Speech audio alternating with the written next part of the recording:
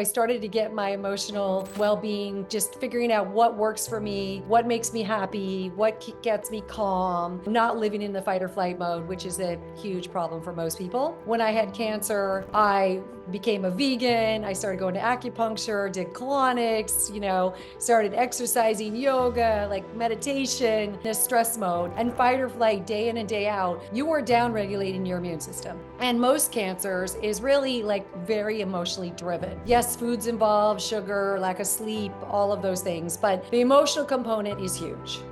Wow. Thank you so much for sharing that story. It's like the heart, it's like one thing after another in your journey. And it's so beautiful to see that you've gotten through it. Reading your bio and a little about how many thousands of people that you've helped, and inspired them and helped to shift their life.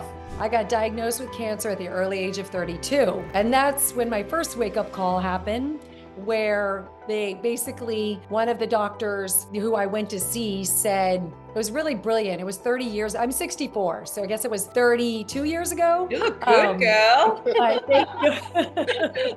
I feel amazing. Hi guys, welcome to Elevated Conversations. In this conversation, we talk to Elissa Goodman and hear her amazing story that triggered her awakening and how she was able to use modalities that every single one of you can apply starting today to create massive shift in your life. Hope you enjoy this conversation.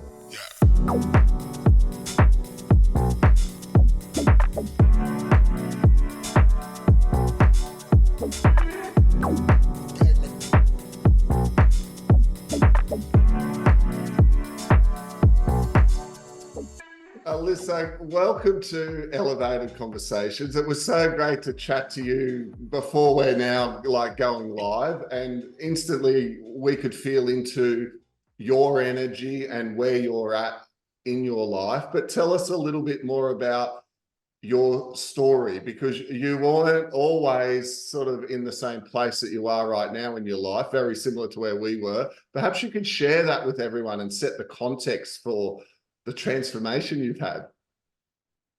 Right. Thank you. Thank you for having me. I'm always honored to do podcasts and to be on podcasts where you are talking about very deep things, very just really, like we talked about, getting to the root of people's issues, emotionally, physically, mentally, all of it is so important. But growing up as a kid, I was, had a low white blood cell count when I was born. So I was always sick, always tired, always behind the eight ball. And I always tell this story. My parents were very driven, very successful, movers and shakers. And I just always physically felt tired. And then emotionally, I was beating myself up because I couldn't keep up with them, with, even my friend group. So I think the combination of the physical and grabbing for caffeine or sugar or Diet Coke or whatever it was, or, carbs to, increase my sugar or to increase my energy really didn't bode very well for me. But also emotionally, just beating myself up like crazy, that I wasn't just killing it at my age, like in my late teens, early 20s, so to speak, is when you're supposed to have all the energy and stamina to, do a lot. So it was a very difficult time. And I got diagnosed with cancer at the early age of 32. And that's when my first wake-up call happened, where they basically, one of the doctors who I went to see said, it was really brilliant. It was 30 years, I'm 64. So I guess it was 32 years ago. You look good, girl. Thank you. I feel amazing. So that I will just preface that. I mean, I feel the best I've ever felt in my life right now in my life. The wisdom, the, just the energy, the mental clarity, all of it. So this one doctor said to me 32 years ago, are you happy in your life? Do you love your husband? Do you love your job? Do you love yourself? And still today, people don't ask those questions, right? That was what he was way ahead of his time. I was like, holy shit. This guy, like, he was like, we got to get this emotional stuff under wraps. Like, this cancer and most cancers is really like very emotionally driven. Yes, food's involved, sugar, lack of sleep, all of those things, but the emotional component is huge. And the fact that you are living, in this stress mode and fight or flight day in and day out, you are down regulating your immune system. So I was like, okay, went into therapy, read every self-help book I could get my hands on. And on my journey, started then. It was like, I was really, I started to get my emotional well-being, just figuring out what works for me, what makes me happy, what gets me calm, not living in the fight or flight mode, which is a huge problem for most people. And then I'm an Aries, so I am very driven. And when I want to learn something, I dive into it 100%. So, I started juicing when I had cancer. I became a vegan. I started going to acupuncture, did colonics, started exercising, yoga, like meditation, everything I could get my hands on. And it really did help. I ended up doing a little bit of radiation, but I didn't do chemo and I didn't do the full radiation they wanted me to. And I've been fine, 32 years later. So I'm glad that I didn't do all of that, because I think with my immune system and where I was in my life, it probably might have set me back even more. But after doing the radiation, they radiated my neck and my upper torso. So I did get hypothyroidism, Hashimoto's, ended up getting celiac, some anxiety, like all kinds of other health issues as well. So I had to deal with those. But then I had two girls in my life, and they're like 11 and a half years after my cancer diagnosis, my husband's diagnosed with a lymphoma cancer. So I had Hodgkin's lymphoma, he had non-Hodgkin's lymphoma. So he at like 43 and a half, he's diagnosed, and at 45, he passes away of fungal pneumonia. So we both had lymphatic cancer. We both were super stressed in our life. And we both were kind of unsettled in our life. So and he was like, also, he was a huge sugar fanatic. Had to have sugar after every meal, dessert, candy, all that, loved sugar. So food wise, we weren't eating so well in those days. And before my cancer, and he wasn't doing so well when he was diagnosed with his. So after he passed away, that's when the light bulbs really went off. The fact that I have these two girls, 10 and 7, that have two parents that had cancer and one passed away was terrifying. The thought that they would potentially lose me really like lit a fire under me to really go into nutrition and to see what it would take to really get me stronger and healthier, and also not only physically but emotionally. That was huge, because I was scared to death that they were struggling very much so with losing their parent at such a young age. So I feel like, the combination of, I went back to school and got certified in Eastern and Western medicine, but I didn't go back to school to become a nutritionist. So I went back to learn for myself and just get healthier for me, and to learn how to take care of the girls, and really strengthen, my life. But then it just turned into something became obsessed with. And I'm obsessed with helping people and obsessed with getting to the root of their issues. And it was just fun to be able to be in these places, these dark places like cancer, or all these health issues that I've had, even insomnia and hypothyroidism and Hashimoto's and celiac and anxiety. And, I've been there. So I have been able to, heal myself from all of these health issues. And it feels so good that I know that others can do it too. Our body is miraculous. It can heal itself if you give it the right tools. And that's what's so incredible about what I do. Wow. Thank you so much for sharing that story. It's like the heart, it's like one thing after another in your journey. And it's so beautiful to see that you've gotten through it. It's like that dark night of the soul that some of us light warriors have to go through in order to then be able to find ourselves and then have that invigoration to surge forward to help and serve other people. So thank you so much for sharing. Yes. That's a journey. Oh, and it's, reading your bio and a little about how many thousands of people that you've helped, and inspired them and helped to shift their life. It's an interesting reflection, because if you were to think about it, if you hadn't have got the cancer, do you think you would be where you are now on the journey that you're on? No. Yeah. I really doubt it. I think it was all of the struggle that got me to this place, and it's always weird to say you're grateful for the struggle, grateful for the dark days, grateful for all those times. I mean, now I can say it. I wasn't so grateful going through it, of course.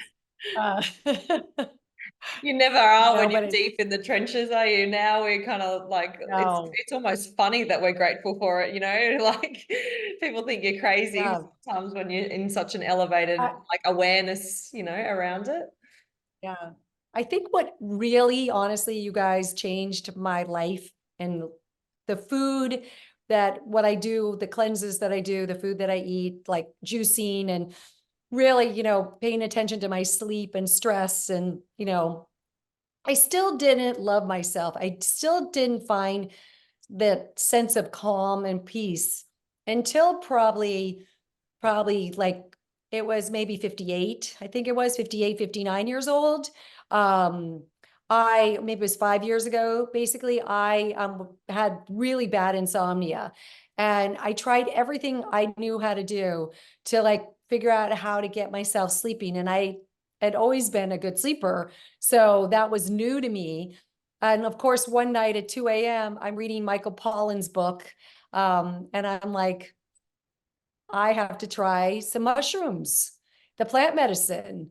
And I really just want to talk about this because this is what really changed my life. I was lucky that I had all these other things that I was doing, and I knew how to be healthy, with the food and hydration and, like I said, sleep and exercise and all of that. But it was that inner turmoil that was still pulling at me.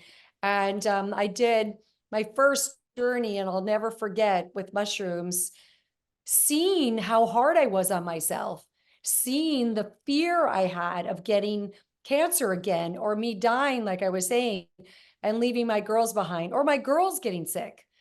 I just saw like I was like just circling, in regards to the fear. The fear was huge.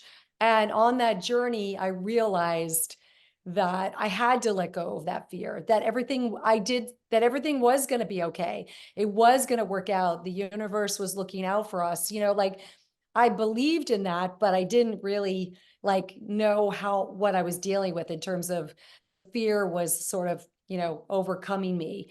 And once I let go of the fear of all of that, my life completely changed. Yeah. Like just everything health-wise went back into, remission and just calmed down. And I've done journeys over the years, many, when I get into a place where I don't feel good. And it's so miraculous how, your head clears up and you see the world differently, and you're just sort of grateful and honored, that you actually get to visit your subconscious, which is mostly ruling us, right? 95% is ruled by the subconscious. 5% of us is conscious, which most people don't realize. So that was a gift. We are big plant medicine fans. We started our journey doing the ayahuasca, and a lot of our people watching the show know our journey. So it's really interesting that you bring that in with the medicine, the psilocybin or the mushrooms, because people are starting to look to alternative altered states to really dig deeper and get out of their head and into their heart. And I think these plant medicines are really opening up that heart and doing it on another level than the human can do. And these tools and modalities to use as guides, but not that the best thing about it is not an addiction. You know, it's not a like we're needing that all the time. We can kind of use this as a tool and open ourselves up. The neural pathways in the brain, like you said, they're just so powerful. So I love that you're, you know, dancing with the medicines as well, because that's very, like, we've got so much respect for these plants, these master teacher plants. They're just such beautiful assets to planet Earth at this time, you know.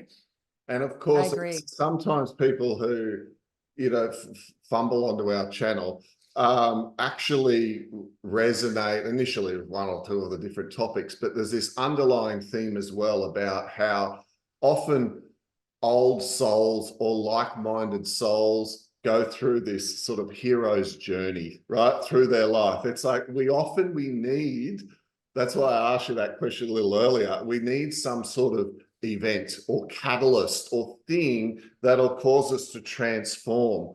Because for a lot of us, we go through these different false beliefs when we come in as a soul. You know, it's like you read in the books, oh, we've had so many one soul, many lifetimes, for example.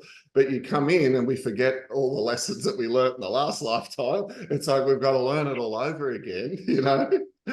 And True. Our mind basically trips us up and we make things hard for ourselves. And what you talked through was like the classic journey of self-awakening, where initially we feel like we're not enough, right? And you shared that like early on in your life. There was this, I'm incomplete. Somehow I'm lacking in some way. And then we try and fix it. And we were doing the same through belief number 2, I can fix it through outcomes. So we go out there and we try and chase these different things to make ourselves feel better, because I'll prove to the world and myself that I'm enough if I've got a big house or a flashy car or a this or a that, or I'm successful in my business. And often we achieve all these outcomes. And of course, we all know they don't make us happy. We just continually chase things outside ourselves, because what we're not looking for is the thing, but the feeling or the state of mind. And then you got the third one that you shared in your story, which is we're under the illusion that we're in control. And so often the plant medicines can be a great way for us to realize we're not actually in control at all. No. That's an illusion, right? Right. Illusion. Right. And that's often why people won't do plant medicine or anything. You know, it's often the people who go, oh, I don't like to have too many drinks, or I would never try a plant medicine because I think I wouldn't trust myself. You know, I don't like to be out of control. Well, that's the mind wanting to control everything, but that's an illusion as well, because sometimes you can just get that diagnosis, or a person can have that accident and life can just throw a hand at you. And people have got to decide how they manage that. And as you went through those 3, you came out the other side with the outcome that a lot of old souls do. Now that I've gone through this journey myself, what I want to do is be of service to others.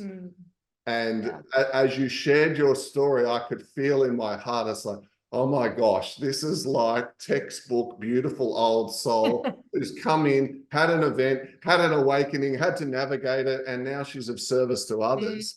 And I had to just congratulate you on that and let you know that, you know, like I said to you when we first got on the call, you shine. And yes, we know you're very knowledgeable and you can help people so much in being able to cleanse and change their diet and live a high vibe life, but you are that. And I wanted to, while we're here in live, commend you on that as well, and that beautiful journey of your soul, because it's just beautiful to see. Thank you. Thank you. I just went through another hard time as well, which I was like, wait, does this ever stop? And I was with a man for 15 years. We just split. And that was so hard, you know, at 64 years old to be now single and back out in the world is also like, holy shit. What does this have to teach me? What is the universe, you know, wanting me to see? And, you know, I know it was the right thing to do, 100%, the right thing to do. but it's also scary. So these things aren't easy. They're No. they're scary, they're not easy, and you just have to have like tremendous amount of faith in yourself, Yeah. that you're strong and you can get through it. And we all can. I see a lot of times, clients not having faith in themselves and not thinking they are strong, and they Mm, are so freaking strong. mm, So that's also a job that I love to do, is kind of try to get them to that place of, and just tapping into that inner strength love and it. knowing that it's going to be okay. Yeah. And, let's dive into the nutritional part of what you teach. I'd love to hear for some of our listeners, like how they can get clear on their vision, because like while you're going through this trauma, you're probably super clear and in touch with your emotions, but a lot of people aren't. So as people travel through life, all this stuff happens and they just drink or eat or just like overcome it by distracting themselves with an external kind of thing, whether it be an addiction in other ways.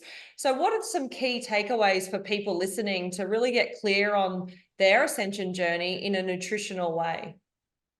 Yeah, what I see a lot is, first of all, there is a dehydration epidemic going on. Mm. So, if you're 3 or 4%, 5% dehydrated, your brain won't work. Just, you know, things don't work well. You won't go to the bathroom regularly. Like there's a lot of things with, and we are drinking lots of water, but we're just peeing it out because we don't have minerals in our water. We don't have also minerals in our soil. We're not eating minerals. We're not, we don't have it in our food. So minerals are so crucial to help water go into your cells and fully hydrate you. So that has been like one of the easiest things that I have been able to do is when you wake up in the morning, your body's been detoxing through the night.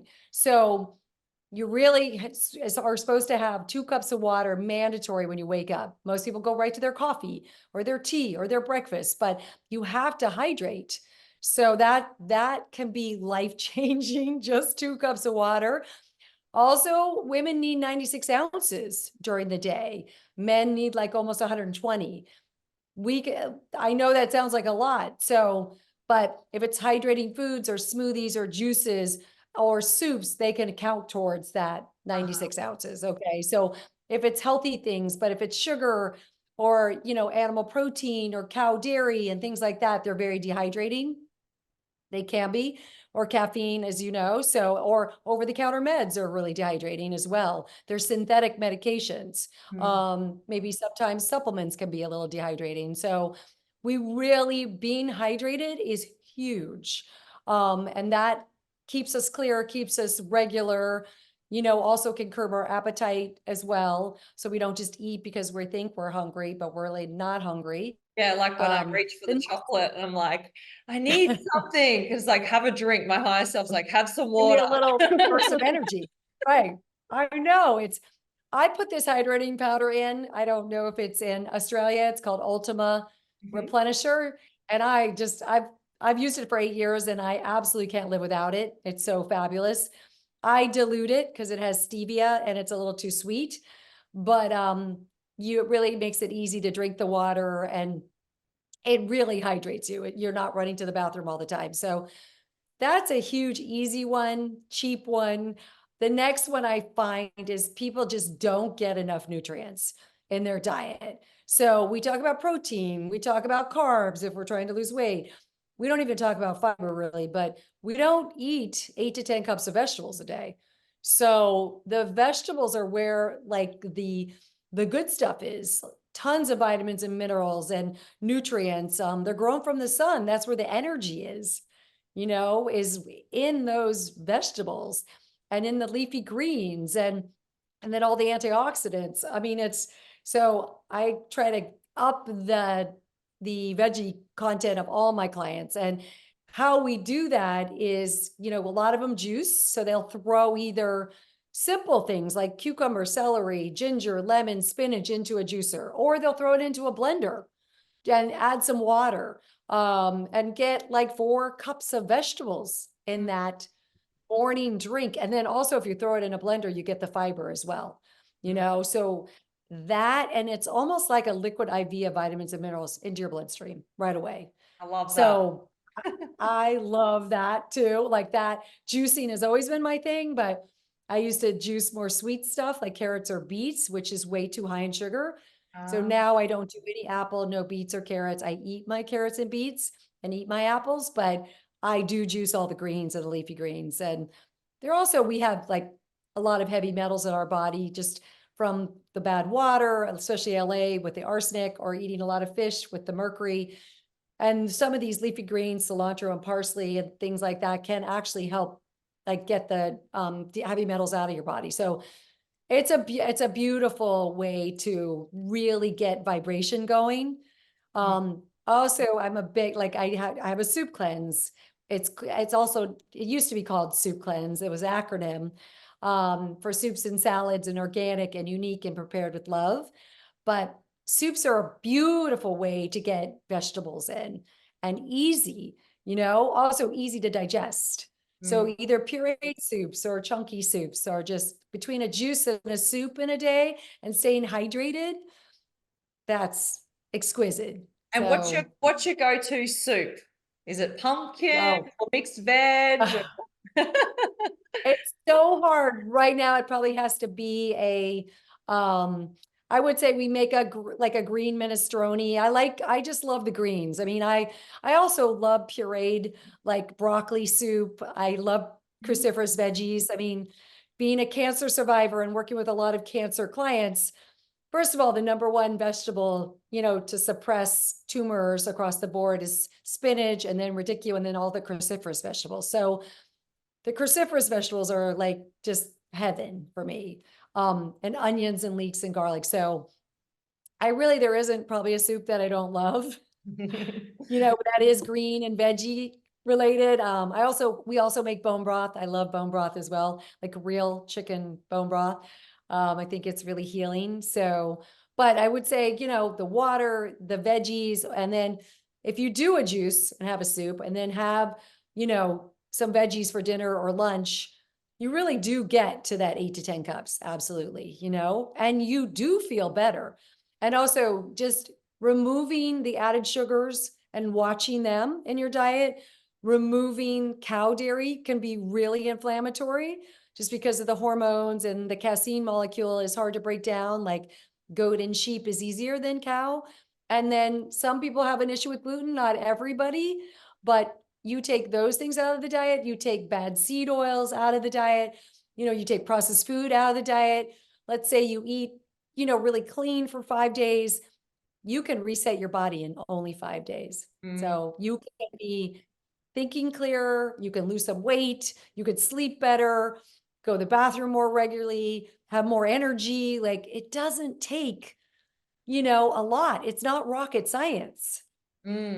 Yeah, we totally agree. You've motivated me to make some soups because it's winter here in Australia. That's right, Like, it's winter. I need to do that for lunch, and like thinking in my head how we can improve our like diet. We try to do our best, but there's definitely improvements. And a little dessert often creeps in after dinner at the moment. I don't know where it's come from, maybe from LA life, sprinkling that sugar and that energy from there. We noticed The that. sugar is really hard on us. Yeah, we noticed the American diet when we were there for 8 weeks.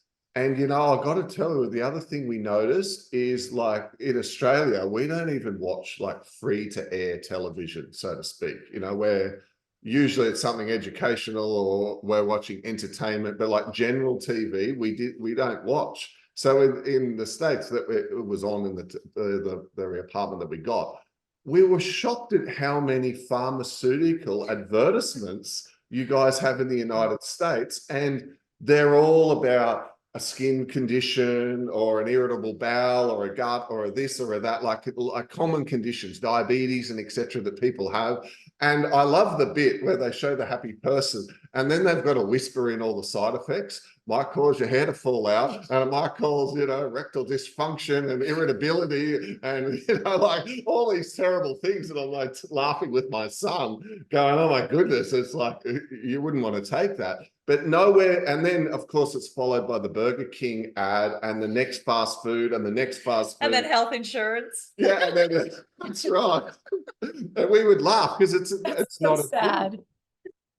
Right. Yeah. Yeah, no, I mean, the number of pharmaceuticals that Americans take is overwhelming, and just the percentage of people who are on over-the-counter meds is really crazy. I mean, even you guys, Tylenol and Advil is over, people overdo it. And even those things can really wreak havoc with your gut. It's not just the diabetes medications or the, cholesterol meds or that thyroid medication, but it really is like all those synthetic over-the-counter meds will destroy your microbiome, which people don't realize. And your microbiome is where, everything is. That's where your gut instincts are, in your gut. That's where your immunity is. That's where your mood is. Like, that's your, your center point where you really need to call on yourself to figure out, what is good for you and what isn't good for you, and what, should you take that medication? Should you not take this supplement? Should you not? Like, what foods should you eat? Like, if you're not tapped into your gut and your instincts, then it's really impossible to, stay on the right track and be on the right track. I love it. And for someone wanting to improve their gut health, cutting out sugar, right? Alcohol and things like that, which might kill the gut health, gluten, but replacing it with what are they? Is it just fruits and vegetables moved into the diet and reducing greatly those sorts of things, which we all, the funny thing is, everyone knows this, right? But they don't apply it. But the link between, and I love that you talked about the gut instinct, which is in a way inferring the link between your gut health and your mental health, because mental health disorders are like going through the roof. And so many people think it's a problem in here, and they've never thought to realize, hang on a sec, if I looked after this other brain, right? This gut, and we know the gut, the heart, the brain, those three work together. We talk a lot about heart-brain coherence. I love that you're bringing in your gut health as well. It doesn't take long either. You said within 5 days, people could notice it. Have you had clients who've noticed a change in their mental health through their diet? Yes. 100%. Absolutely. I mean, huge changes, so really what you need to put into that gut is probiotics, usually, depending on what's going on with you. You just want to pay attention if you take a probiotic or you eat probiotic foods, that they feel okay. Because sometimes people don't feel good because they might have an overgrowth of bacteria or fungus going on in their gut, and the probiotic might make it worse. So, but most of the time, we just never have an even, number of good beneficial bacteria and bad.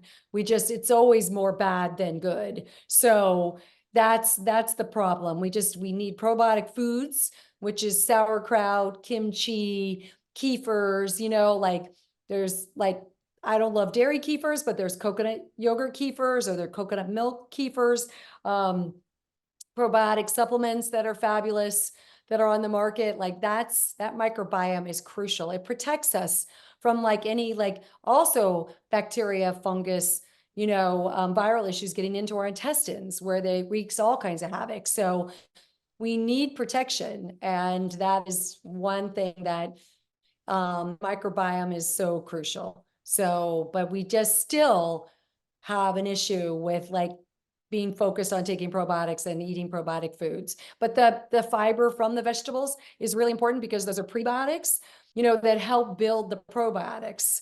So that, and sugar does kill the microbiome as well. Right. So it's Beautiful. really So we have a gut. Yeah, go ahead. We have a gut cleanse too. I have a regular cleanse, a gut cleanse, a full digestive reset cleanse that is all liquids. So we work a lot with the gut. So there's so many gut issues. So sliding down from there into the digestion, the colon, and you mentioned a colon cleanse. Well, now we started doing this 4 or 5 years ago when we started waking kind of up to the world and all of the things on this great path. So tell us a little bit about your protocol for a colon cleanse and the benefits for viewers, because we always talk about this powder that we take and we call it poo juice, and because we mix it in and we scull it down and it works from top to toe. It's a fiber, and it's bringing out all of the, obviously, the built up heavy metals and toxins inside the colon. So what can you share your...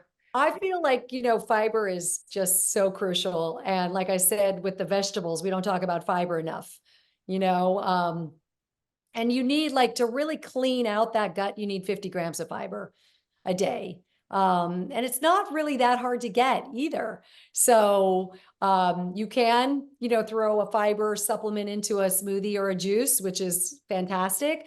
Or also, avocado has, like, I think it's 9.5 grams of fiber, half of avocado. 2 tablespoons of chia seeds is 10 grams of fiber. I mean, there are quite a few things that, you can add into your diet to really to get that fiber to clean out your colon. Also, this liquid cleanse that we do for 3 days, it's all liquid so that we can empty out the stomach, the intestines, and the colon. So we're constantly eating food all the time, and we're constantly digesting. And so all of our energy goes to our digestive system because we're constantly breaking food down. So this cleanse is really, we're never empty. This is the idea of my 3-day, and can go into a 4-day, is finally emptying out your stomach and your intestines and your colon to really clean everything out. And then people really feel great. And we're also supposed to go to the bathroom more than once a day. We're supposed to go twice a day at least. People kind of really get upset with me, but yeah, tick that one. that is fantastic. I mean, food should go in and out, but food hangs out in our system for a long, long time, right?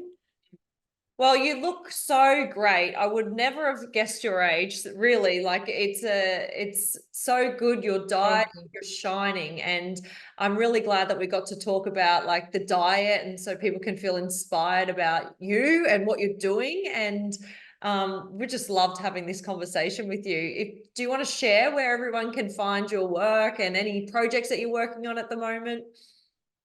So I have a website that is Elissa Goodman, ELISSA Goodman.com. And every week I talk about a new health tip. We do a lot of recipes on there. There's a ton of great soups on there.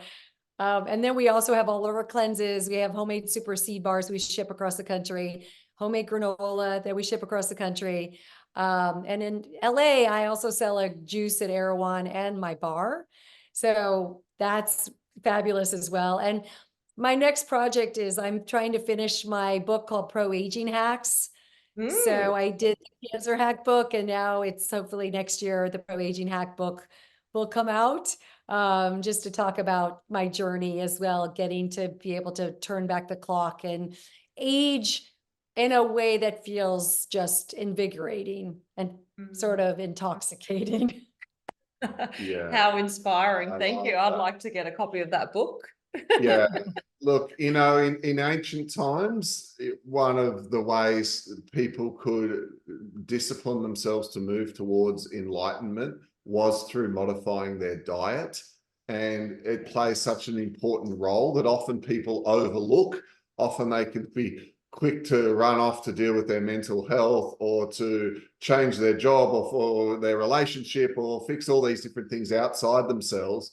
Yet it's great to be reminded that the fuel that we put into our body actually influences our rate of vibration. And certainly, some of the insights you've given into that, but also how you've shown up here in our conversation today, certainly will be inspiring for a lot of people. So we're going to put all your links down below after this conversation so that people can find you, and we'll connect, I'm sure, on social media so that people can learn and continue on their journey, because all the people watching this, they're wanting to like you are, like live a great life, to be high vibrational, and then also looking at this bigger picture of being of service. So, you know, Roxy and I want to thank you for your service and that ripple effect that you're having in helping to elevate the consciousness on the planet. And we've really enjoyed this conversation with you. Thanks for being here today, Elissa. Same here.